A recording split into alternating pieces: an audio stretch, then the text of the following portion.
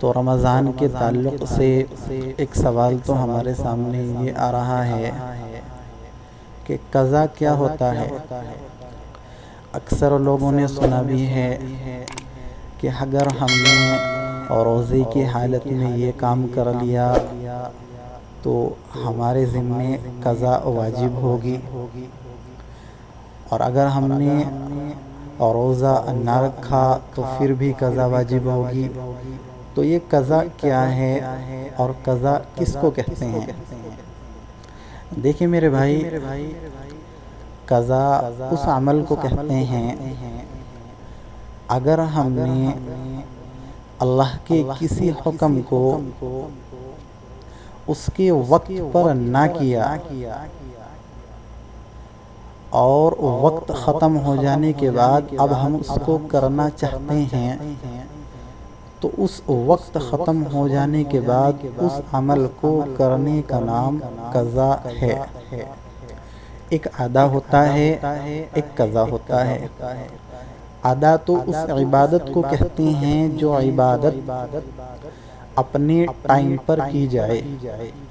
Example, نماز فجر کا ٹائم صبح 4 بجے سے 5 بجے تک ہے۔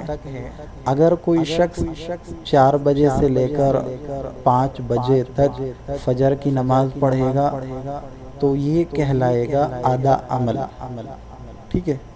اور اگر کسی شخص نے کسی وجہ سے یا جان بوجھ کر 4 بجے سے لے کر 5 بجے تک نماز فجر نہیں پڑھی، پھر اس کو خیال آیا یا پھر اس کو پتہ چلا کہ میری فجر کی نماز رہ گئی، تو اب 5 بجے کے بعد وہ جب بھی اس نماز کو پڑھے گا تو اس کی وہ نماز پڑھنی قضا کہلائے گی، کیونکہ وقت کے ختم ہو جانے کے بعد یہ وہ نماز پڑھ رہا ہے۔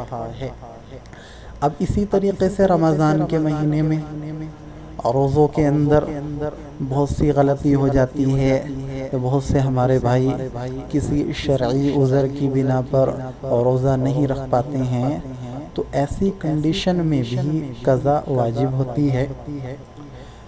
اب رمضان کے بعد جب بھی موقع ملتا ہے اور ہم اس چھوٹے ہوئے روزے کو رکھتے ہیں یا کسی شرعی عذر کی بنیاد پر ہم نے روزہ توڑ دیا ہے اور قضا واجب ہو گئی ہے، تو رمضان کے بعد جب ہم اس روزے کو رکھتے ہیں تو اس روزے کے رکھنے کو قضا کہتے ہیں، ٹھیک ہے۔